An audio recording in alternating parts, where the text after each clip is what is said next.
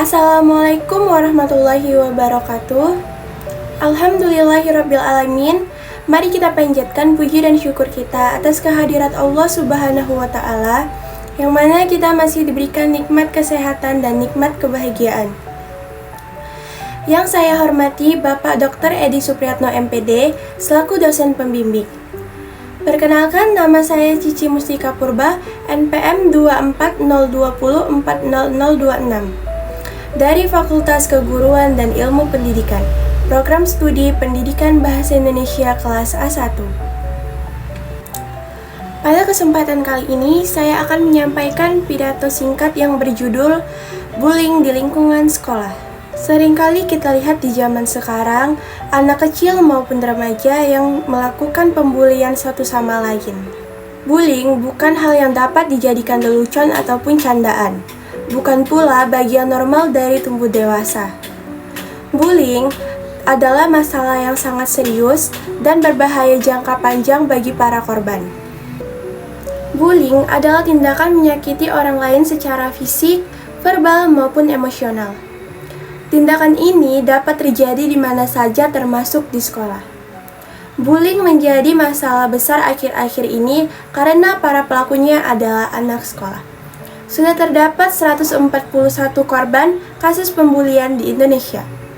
Bayangkan 141 kasus itu, para korban harus mengalami rusaknya mental dan fisik mereka. Padahal, orang tuanya menyekolahkan mereka untuk menjadi orang yang pintar dan baik.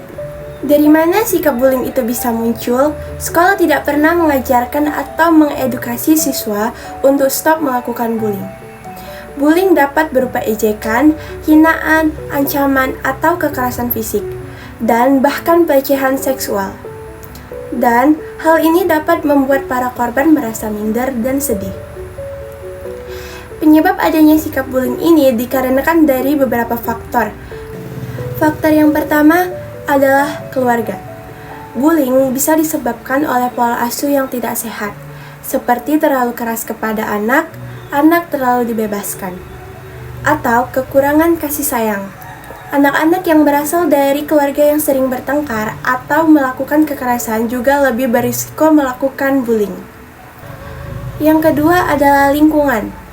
Bullying bisa disebabkan oleh lingkungan yang menormalisasikan perundungan atau oleh pengaruh dari orang-orang di sekitarnya. Yang ketiga, perasaan.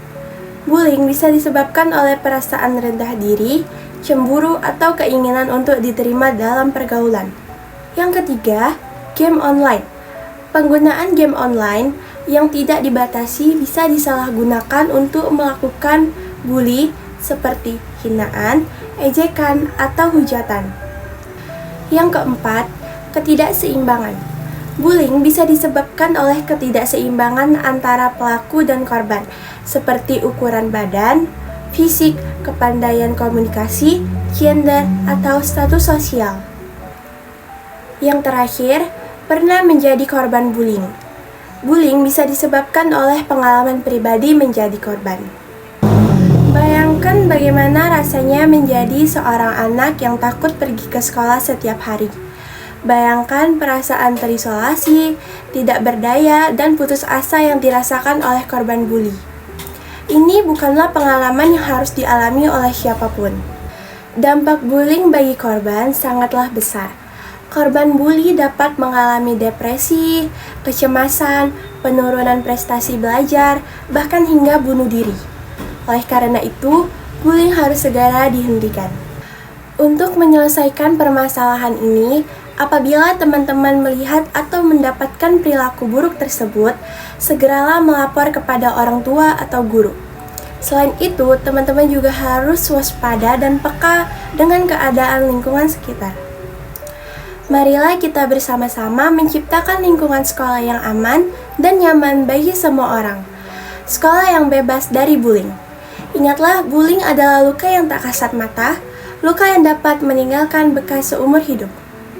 Semoga apa yang saya sampaikan dapat bermanfaat bagi kita semua dan mulailah hidup yang damai tanpa adanya perundungan dan kekerasan. Sekian pidato singkat dari saya, semoga apa yang saya sampaikan dapat dipahami oleh para pendengar dan para penonton.